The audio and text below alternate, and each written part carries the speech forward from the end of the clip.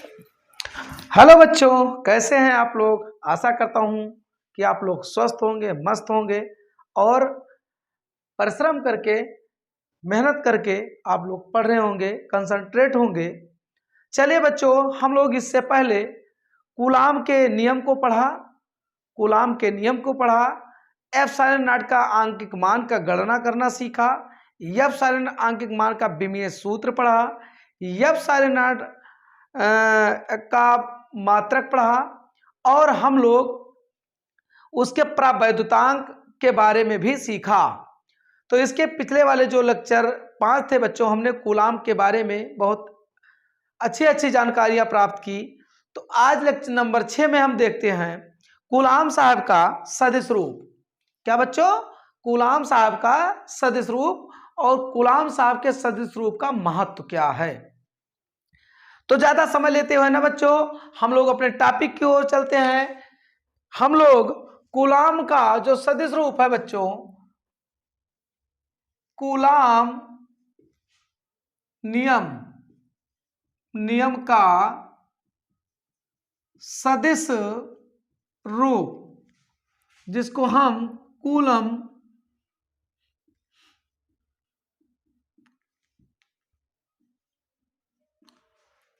Law in vector form.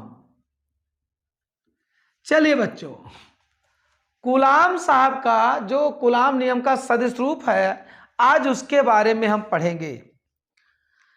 क्या है बच्चों, हम लोग पहले ही पढ़ चुके हैं और हमने ये देखा है कि समान आवेश जो होते हैं एक दूसरे को प्रतिकर्षित करते हैं और विपरीत वाले आवेश को आकर्षित कहते हैं। या यूं कह लिया जाए कि सजातीय आवेश एक दूसरे को प्रतिकर्षित करते हैं, जबकि विजातीय आवेश एक दूसरे को आकर्षित करते हैं। बच्चों, हम लोग कूलाम का जो नियम पढ़े हैं, उसके प्रति कूलाम साहब ने एक सदिश का नियम भी दिया और उसमें अपना महत्व भी दिया। तो क्या है बच्चों कि ये हमारा y अक्ष है, ये हमारा बच्चों कौन सा अक्ष है? x अक्ष है। कूलाम नियम का सदिश रूप बच्चों हम लोग पढ़ने जा रहे हैं। ये हमारा क्या है? मूल बिंदु वो है। अब बच्चों ध्यान दीजिए, बहुत कंसंट्रेट होके देखिए, बहुत आसान है और मैं आशा करता हूं कि आपको समझ में आ जाएगा। मान लीजिए बच्चों, यहां पर एक आवेश यहां है और एक आवेश यहां है। इस आवेश का नाम बच्चों Q1 है और इस आवेश का नाम बच्चों Q2 है। इन दोनों आवेशों को मिला दिया। क्या कर दिया बच्चों? हमने माना Q1 Q2 दो आवेश हैं और मैंने उसे क्या काम किया बच्चों? Q1 को मूल बिंदु O से और Q2 को भी मूल बिंदु O से क्या कर दिया? मिला दिया। फिर से एक बार बच्चों ध्यान दीजिए, कूलाम नियम का जो सदिश रूप है, उसको पढ़ने से पहले आप लोग अगर कूलाम का नियम नहीं पढ़े हैं तो पिछले लेक्चर में पढ़ाया गया है, उसके बारे में बहुत विधिवत समझाया गया है। फिर देखिए हमने क्या कहा, समान आवेश एक दूसरे को प्रतिकर्षित करते हैं, जबकि विपरीत आवेश एक दूसरे को आकर्षित करते हैं। अब कूलाम साहब ने अपने नियम में एक सदिश रूप दिया। वो सदिश रूप क्या है बच्चों? ये मान लो आपका x अक्ष है, यह आपका y अक्ष है, ये आपका x अक्ष है और ये आपका क्या है? y अक्ष है। अब मान लीजिए एक बिंदु यहां है बच्चों, एक बिंदु यहां है, इस पर आवेश Q1 रखा हुआ है, इस पर आवेश Q2 रखा हुआ है। मैंने मूल बिंदु वो से मिला दिया और फिर Q2 को मिला दिया। इन दो आवेशों को मिलाने वाली रेखा, कूलाम साहब ने क्या कहा? दो आवेशों को मिलाने वाली जो रेखा होती है अनुदिश होती है।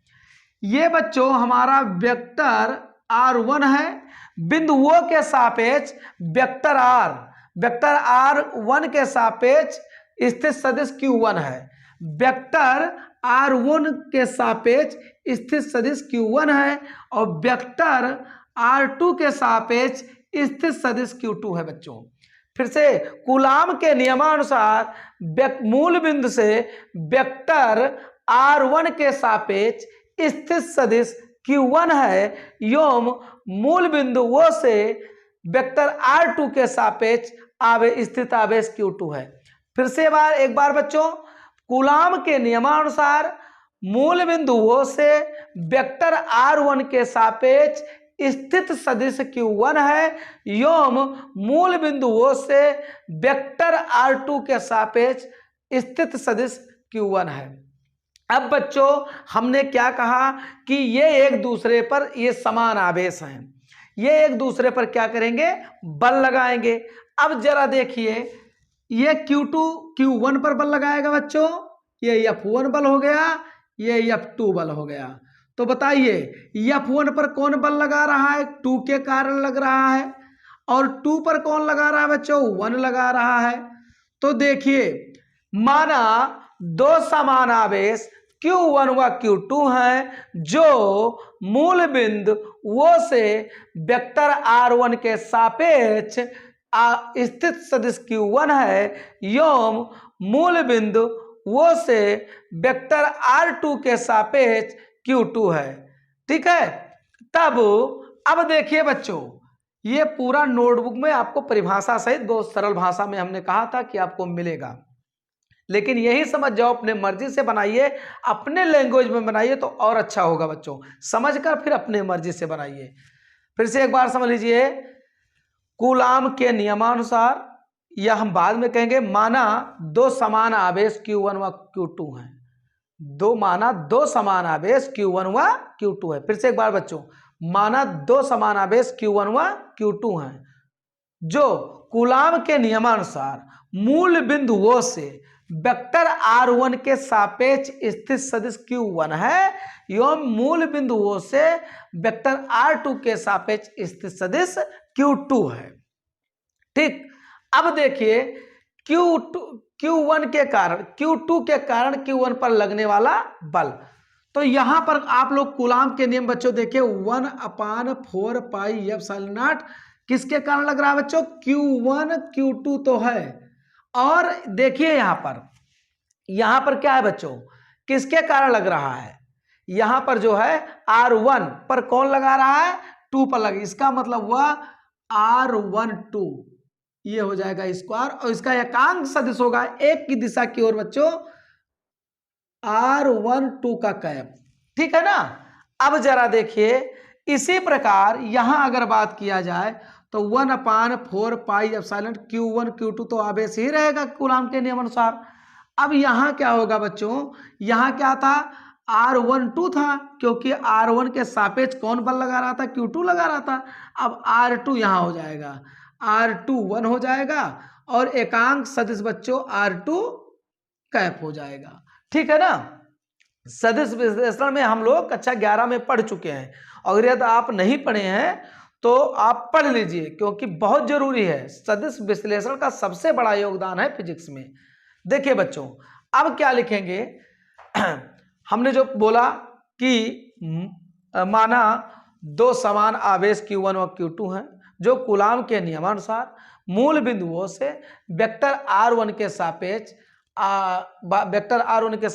स्थित सदिश Q1 है एवं मूल बिंदु वो से वेक्टर R2 के सापेक्ष स्थित सदिश Q2 है। ठीक है ना। अब क्या होगा बच्चों, हम क्या करेंगे, Q1 पर कौन बल लगा रहा है, Q2, तो यहां लिखेंगे पहला कंडीशन, आवेश Q2 के कारण Q1 पर लगने वाला बल, क्या लिखेंगे, आवेश Q2 के कारण आवेश Q1 पर लगने वाला बल।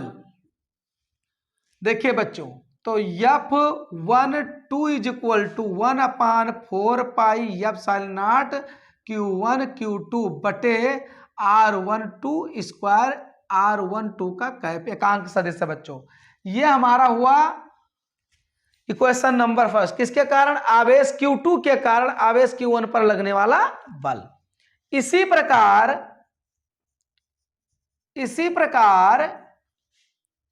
आवेश Q1 के कारण Q2 के कारण, Q1 के कारण Q2 पर लगने वाला बल क्या होगा बच्चों? F21 इज इक्वल टू, बल एक सदिश राग है बच्चों, चाहो तो लिख सकते हो। अब जरा देखिए 1/4 pi epsilon not Q1 Q2 बटा R21 स्क्वायर R21 का F। अब बच्चों जरा देखिए, अगर इसकी दिशा बदल दी जाए तो ये जो प्लस चिन्ह है क्या हो जाएगा? माइनस हो जाएगा। तो यहां पर -1/4 पाई एप्सिलॉन Q1 Q2 बटे इसको हमने बच्चों कर दिया R12 स्क्वायर और यहां हो गया R12 का F। हमने जब माइनस लगा दिया तो इसको मैंने बदल दिया, ये हो गया समीकरण 2। अब बच्चों देखिए, अगर इसमें माइनस से क्या करा दिया जाए? गुणा करा दिया जाए, तो minus vector F21 is equal to minus minus plus, फिर 1/4 pi epsilon not Q1 Q2 बटा R12 का स्क्वायर इंटू R12 का F। ठीक है बच्चों, इसको हमने मान लिया समीकरण 2। अब देखिए समीकरण 1 हुआ 2 से, समीकरण 1 हुआ 2 से। अब देखिए बच्चों यहां पर क्या है, समीकरण 1 को देखिए और समीकरण 2, राइट हैंड बराबर 1/4 pi epsilon not 1/4 epsilon not Q1 Q2 बटे R12 का स्क्वायर R12 का कैप, वही चीज यहां है। तो जब राइट हैंड बराबर हो गया तो लेफ्ट हैंड भी बच्चों क्या होगा? बराबर होगा। तो हम क्या कर सकते हैं, यहां हम लिख दे बच्चों, तो समीकरण 1 हुआ 2 से। अब हमारा ये हो गया F12 वेक्टर F12 बराबर माइनस वेक्टर 2 1, है ना? ये हमारा, यही हमारा बच्चों क्या है? यही हमारा कूलाम नियम का सदिश रूप है। क्या है बच्चों? यही हमारा कूलाम नियम का सदिश रूप है। एक बार फिर से माना दो समान आवेश Q1 व Q2 है, माना दो समान आवेश Q1 व Q2 है जो कूलाम के नियमानुसार मूल बिंदुओं से वेक्टर R1 के सापेक्ष स्थित सदिश Q1 है, यो मूल बिंदुओं से वेक्टर R2 के सापेक्ष स्थित सदिश Q2 है। तब हमने क्या कहा बच्चों कि आवेश Q2 के कारण ये Q2 किस पर बल लगाएगा? F1 पर लगाएगा, और F2 पर कौन लगाएगा? ये Q1 लगाएगा। तो यहां Q1 पर Q2 लगा रहा है, Q2 पर Q1 लगा रहा है ना बच्चों? एक दूसरे के विपरीत है, इसीलिए माइनस आ गया है। ठीक, या हम इसको प्रकार लिख सकते हैं वेक्टर 1 2 माइनस इधर आया प्लस हो गया और vector F21 is equal to 0। यही हमारा क्या है बच्चों? तो हमने क्या कहा, आवेश Q2 के कारण आवेश Q1 पर लगने वाला बल ये लिख दिया, फिर इसी प्रकार आवेश Q1 के कारण Q2 पर लगने वाला बल तो हमने लिख दिया। फिर यहाँ हमने दिशा परिवर्तन कर दिया, तो जब दिशा परिवर्तन किया तो माइनस चिन्ह लगा दिया और राइट हैंड बराबर हो गया, इसलिए लेफ्ट हैंड बराबर हो गए। फिर से मैं बोल रहा हूँ बच्चों, माना दो समान आवेश Q1 Q2 है, तब कूलाम के नियमानुसार मूल बिंदुओं से वेक्टर R1 के सापेक्ष स्थित सदिश Q1 होगा तथा मूल बिंदुओं से वेक्टर R2 के सापेक्ष आवेश Q2 होगा। तब पहला कारण होगा आवेश Q2 के कारण आवेश Q1 पर लगने वाला बल इतना होगा, और फिर आवेश Q1 के कारण Q2 पर लगने वाला बल इतना होगा। मैंने इसको प्रूव कर दिया बच्चों। ये हमारा हुआ कूलाम नियम का सदरूप, Coulomb law in vector form. ठीक है ना? अब इसके बाद बच्चों हम लोग पढ़ेंगे कूलाम नियम का सदिश रूप का महत्व। क्या पढ़ेंगे बच्चों? कूलाम नियम के सदिश रूप का महत्व। चलिए देखते हैं कलाम साहब बड़े दिलदार थे, बहुत कुछ दे गए हैं बच्चों। कलाम का नियम बहुत विधिवत पढ़िए क्योंकि बहुत उपयोगी है और टॉपिक ये कंपटीशन के लेवल के लिए बहुत उपयोगी है। दूसरी बात, इसका उपयोग हर जगह होता है, बुक में हर जगह हर टॉपिक में कहीं ना कहीं आवेश आपका, पहले बुक में आवेश आपका पीछा ही नहीं छोड़ेगा। चलिए दूसरा है बच्चों,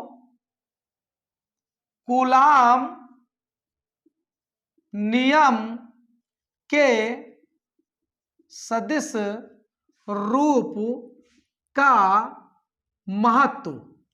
चलिए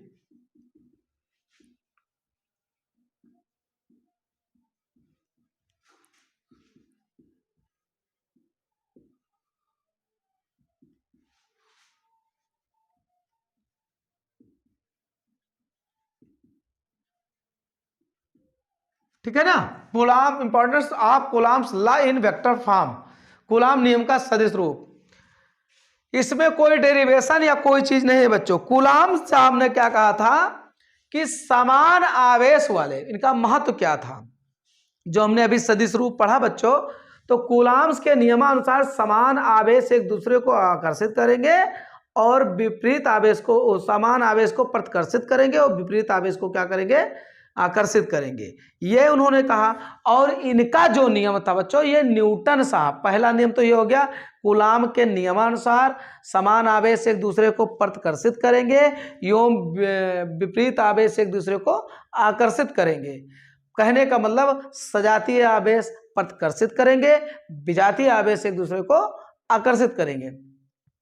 दूसरी बात उन्होंने कहा कि ये जो इनका आवेश है, ये कूलाम साहब के नियम, तृतीय नियम का पालन करता है। ये कूलाम साहब के नियम का महत्व है बच्चों। इन्होंने क्या कहा, पहला क्या लिखोगे, इसमें क्या लिखा है, कूलाम नियम के सदिश का रूप का महत्व लिखना है। तो पहला क्या लिखोगे, पहला लिखोगे कूलाम के नियमानुसार सजातीय आवेश एक दूसरे को प्रतिकर्षित करती हैं जबकि विजातीय आवेश एक दूसरे को आकर्षित करते हैं। पहला महत्व हो गया। दूसरा महत्व क्या है बच्चों, कूलाम्स का जो नियम है न्यूटन के तृतीय नियम का पालन करता है। अभी आपने पढ़ा ना, वेक्टर 1 2 बराबर माइनस वेक्टर F21 विपरीत है, देखिए ना, तो क्रिया प्रतिक्रिया का काम कर रहा है, वो उसका धक्का मार रहा है, वो उसको धक्का मार रहा है, ठीक है ना, क्रिया प्रत, आप लोग ने 9th में भी पढ़ा होगा। तो दूसरा महत्व क्या लिखोगे बच्चों कि आवेश जो है कूलाम साहब का जो नियम है आवेश के बारे में, उन्होंने कहा कि कूलाम का जो नियम है वो न्यूटन के तृतीय नियम का पालन करता है। क्या करता है, तृतीय नियम का पालन करता है। तीसरा उन्होंने क्या बताया कि जो आवेश है ये मिलाने वाली रेखा के अनुदिश है। ये जो आवेश है ना, यहाँ पर मान लीजिए एक आवेश यहाँ पर है, ये बिंदु पर और बी बिंदु पर, यहाँ पर Q1 है और यहाँ पर Q2 है, तो इनको मिलाने वाली जो रेखा है, आवेशों को मिलाने वाली जो रेखा होती है ये अनुदिश होती है। रेखा की क्या होती है, अनुदिश होती है। तो बच्चों यही कूलाम साहब का महत्व था। आज हमने कूलाम साहब का सदिश रूप पढ़ा और कूलाम साहब के सदिश का रूप महत्व समझा, कूलाम नियम के सदिश रूप का महत्व समझा। तो बच्चों बस आज इतना ही। और मैं बता दूं, इसके पहले वाले लेक्चर में मैंने पहला दूसरा वीडियो बच्चों थोड़ा साफ नहीं आया है, क्लियर नहीं आया, ना आवाज ही क्लियर आई है। इसके लिए मैं क्षमा चाहता हूं, कोशिश करूंगा कि दोबारा उसका बेसिक जो है, मैंने पहले और दूसरे में इतना बेसिक बताया है, यदि आप लोग उसे जूम कर कर देख लेंगे तो इस अध्याय का सारा आधार उसमें हमने बताया है और बहुत विधिवत बताया, जो बच्चा कहीं भी नहीं पढ़ा है वो भी समझ जाएगा। लेकिन अब थोड़ा यही दिक्कत है, आवाज़ दब दब के आ रही है और थोड़ा वीडियो सही से नहीं बनाया बच्चों, तो उसके लिए मैं अब वो अपलोड हो चुका है, लेकिन कोशिश करूँगा दूसरा वीडियो बनाकर बहुत बेसिक से डाल दूँ। तो बच्चों बस आज इतना ही तक, तब तक के लिए बाय।